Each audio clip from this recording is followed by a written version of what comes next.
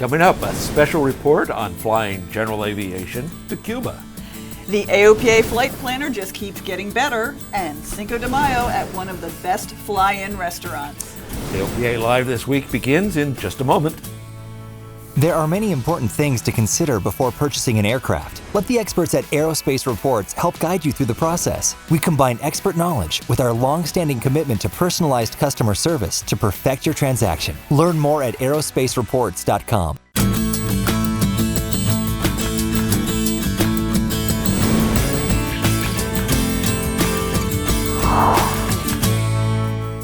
AOPA flies to Cuba. Hello, everyone, and welcome to AOPA Live this week. I'm Melissa Rudinger. And I'm Warren Morningstar. The peripatetic Tom Haynes is on assignment, and he was part of the small AOPA team that made a short visit to Cuba late last week. A short visit with the long-term goal of making it possible for GA pilots to easily fly to the island nation. It's a quick flight from Key West to Havana, but it's going to be some time before it will be an easy one. The trip has been pretty complicated. First was securing permission from our government. You still can't fly to Cuba as a tourist. You can go only under one of 12 exemptions to the U.S.-imposed travel ban. But AOPA is engaging with the Cubans to make it as easy as possible for your flight when things do open up. In the early part of 2015, we had a very good meeting with representatives from the IACC, which is the Cuban equivalent of the FAA, to talk about the infrastructure necessary to accommodate general aviation traffic should things open up. 10 Golf Alpha, 8 miles from touchdown, contact tower 118.1. Have a good day. 118.1, have a good day, 10 Golf Alpha. Good afternoon, Jose Marti Tower, Caravan 810 Golf Alpha, inbound ILS 6. November 810 Golf Alpha, good afternoon, wind 360 degrees, 14 knots, recognize 1011, clear to land runway 06. Clear to land runway 6, 810 Golf Alpha, thank you. So after touching down at Jose Marti International Airport, Welcome to Havana, this is exciting. And a warm welcome from Cuban authorities, the AOPA team met with the Cuban equivalent of the FAA. You were very good in your explanation in Montreal that you understand how important this general aviation is, and you wanted it to be a pleasant experience. We want to help you make that a pleasant experience.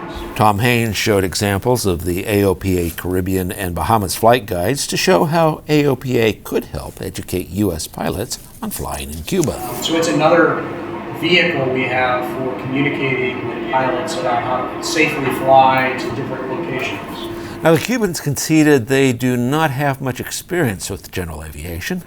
We are concerned about the increase of the general aviation in Cuba, so we want to get ready. We want to prepare. We thank you for your offer to help. We took note of which way you are able to help us. And there will be plenty for pilots to see and do once they can travel to Cuba. Well, Havana is a city full of history, but it depends on whether you're a history buff or a jazz buff, for example, like I am, and we went to the most amazing jazz club I think I've ever been to. The Cubans are great musicians.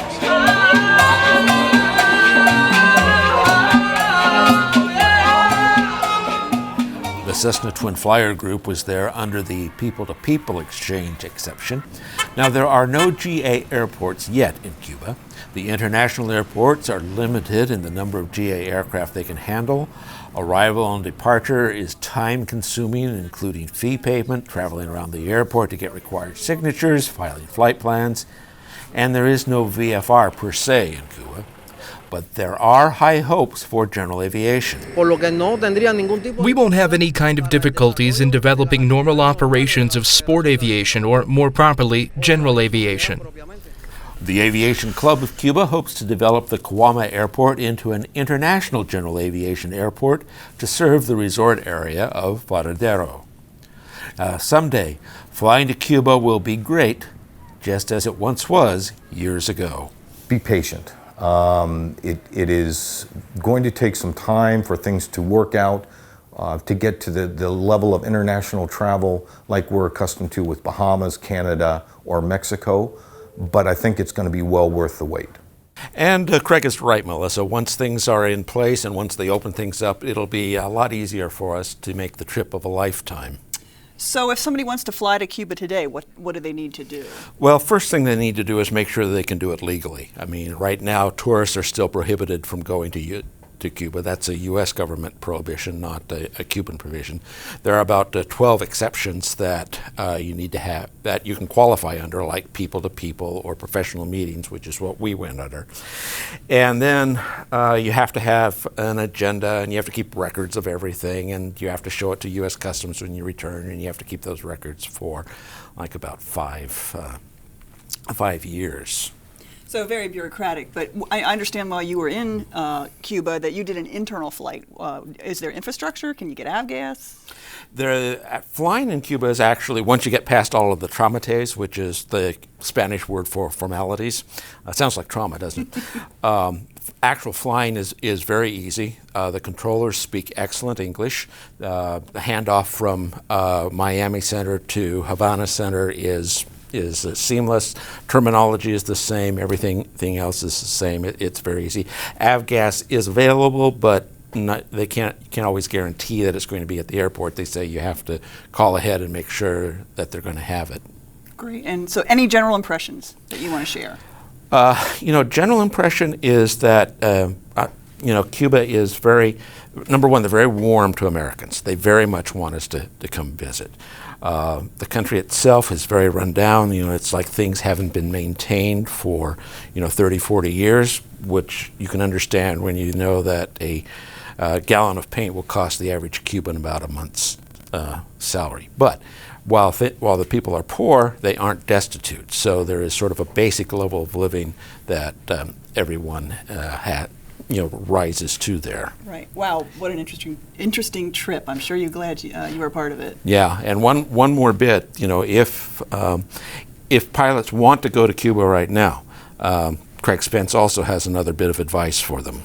Get a third-party provider that's been there, that knows the people, and that can coordinate on your behalf on what you're going to do on the ground. That is essential. You can't do this like you would plan a trip in the United States going online. This has to be done through a qualified third-party provider. The folks who run the International Air Rally handled many of the arrangements for us. Now, they also did the Twin Cessna Flyer Tour, and I tell you, Melissa, the ground logistics alone are daunting. Thanks, Warren. And speaking of exotic places to fly, AOPA's online flight planner can help you get there. The updated flight planner makes it easier to get a clear picture of the weather along your route and across the country. There are new, larger color-coded METAR and TAF icons that draw pilots' attentions to weather conditions. So in addition to the weather graphics that we've improved, we've also added airport filters to our airports along route overlay. You can find not only fuel prices, but you can find restaurants on field, you can find minimum runway lengths, and all sorts of different options. With this new version, AOPA members can also submit ideas for new features and vote for suggestions submitted by other users. The flight planner provides powerful tools to help pilots make good decisions. The new flight planning tool allows pilots to have the best information so they can make the best decisions so they can be safe when they go flying. If you want to learn more about AOPA's flight planner, we have an in-depth video under the AOPA Live video section of AOPA.org. And Melissa, you can use our improved flight planner to figure out your flight to Beaufort, North Carolina for the AOPA fly-in next weekend. Besides all of the fun and education of the fly-in, the seaside town of Beaufort is interesting in its own right. Plenty of interesting shops and good restaurants. There's the Maritime Museum, which features displays on Blackbeard the Pirate. You can get a tour boat out to the lighthouse or the National Wildlife Refuge. Now, we'll have a free shuttle bus from the airport, but please RSVP so we can have an idea of how many buses we might need. And be sure to check the safety video on arrival procedures. You can do all of that at aopa.org/fly-in. And if you're coming, we could sure use your help. We need volunteers, especially certificated pilots, to help with airside operations. Basically helping marshal and park GA arrivals on Friday. AOPA's Director of Outreach and Events, Chris Eads, said it would be a big help. We really do need quite a number of pilots yet. We're still just about 10 days away from the event. We're still short on the number of pilots that we need. So it'd mean a whole lot to us if local pilots, those of you in the area that would be coming to the event, volunteer 4 or 5 hours of your time. We'd love to put you in the game, get you close to the aircraft, help us make it a fantastic event, keep everything safe, keep the operations flowing well. Not only will you have our gratitude, volunteers get a free t-shirt, lunch, and a hat. Let us know that you'll be able to help at aopa.org/fly-in. You know, the fly-ins really are a lot of fun, and the volunteers say it's really rewarding, so I hope some more folks will sign up to go. Absolutely. Well, when we come back, something only a seaplane can do. And flying in for great food. You're watching AOPA Live this week. From your first skyward glance, the dream of flight compelled you. And from your first glimpse of a Cirrus, you realized that dream had a name. Cirrus Aircraft. Go where you've never been before. Welcome back. You're watching AOPA Live this week. A quick update on medical certificate reform. AOPA continues to push for House passage of the Pilot's Bill of Rights 2. And both the Senate and the House FAA reauthorization bills include medical certificate reform as well. The Senate bill passed the Senate on an overwhelming bipartisan vote, but it is now being held up in the House Transportation Committee. Transportation Committee Chairman Bill Schuster is still looking for a way to advance the House bill that includes ATC privatization. You can read more on aopa.org. And let's turn now to news about avionics and airplanes. L3 Avionics is now offering enhanced traffic and terrain alerts in the cockpit with its ADS-B-capable transponder.